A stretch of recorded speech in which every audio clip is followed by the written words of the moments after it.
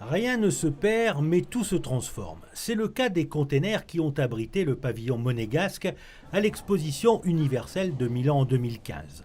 Tous ont été démontés, transférés et remontés l'an dernier à Lumbila, près de Ouagadougou, au Burkina Faso.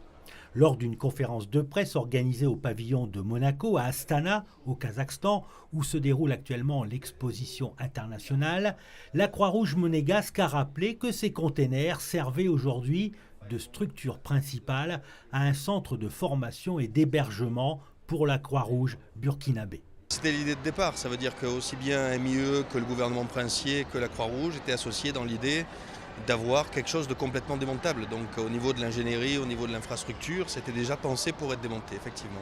Il devient déjà un partenariat entre la Croix-Rouge de Monaco et la Croix-Rouge du Burkina sur un centre de formation en premier secours. Il y a un vrai déficit en premier secours en Afrique de l'Ouest. Et donc on avait déjà un partenaire identifié avant le projet, heureusement, avec la Croix-Rouge du Burkina. Et donc ça va devenir avant tout un centre de formation en premier secours au Burkina et dans toute la région de l'Afrique de l'Ouest. Plus de 85% des fonctions du pavillon ont été conservées. La toiture végétale a été remplacée par des panneaux photovoltaïques, les bureaux sont devenus des dortoirs et le centre du pavillon accueille une cantine et un cybercafé.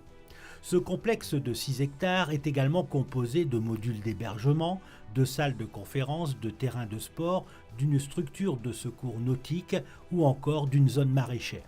Ce pavillon, déjà en termes d'aménagement de la ville territoriale, ça a changé le cadre de vie à Numbila. Vous savez, Numbila est à côté de Ouagadougou. Les conditions de vie en termes d'aménagement, les routes, et ça a beaucoup contribué à rendre la ville plus belle et plus agréable à vivre. Le pavillon va servir de centre de formation au niveau médical. Et à côté du volet sanitaire, nous avons même le volet éducation, qui peut contribuer un tant soit peu au développement de notre pays. Ce complexe devrait permettre à la Croix-Rouge burkinabé de générer des revenus afin de faire face aux défis humanitaires du pays, classé au-delà de la 180e place en termes de développement humain.